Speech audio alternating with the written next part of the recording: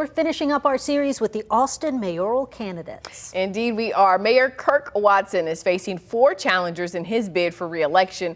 All this week, we have brought you interviews with the candidates in the order they appear on the ballot. So today, we are hearing from former Austin City Council member Kathie Tovo. Tovo served on the city council that presented voters with a transformative transportation proposition in 2020. $7.1 billion to overhaul public transit and add commuter rail.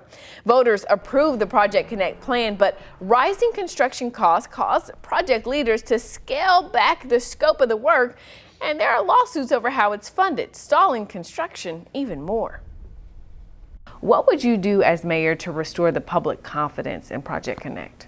You know, I share in the disappointment that others feel about the fact that it had to be scaled back because of the increased cost, but I'm still supportive of it. And as mayor, I'm going to continue to be a champion of it. I'm going to continue to talk about why it's so important. It is a bold vision, and it's one that is going to have really important environmental impacts, you know, in reducing pollution, getting more people into an option that doesn't involve, you know, a car, so it's going to reduce traffic on our streets. So from an environmental perspective, from a quality of life perspective, it's still the right direction to go in my opinion. And so I think that having a mayor who's really out there having that conversation with people, but also encouraging the Project Connect folks to get out there and do the kind of community outreach that they did when they were generating support. They need to go out and really build that trust back and talk about, you know, if this is where we are now and this is our immediate plan, but here's how we're going to work to address those needs of providing public transportation citywide,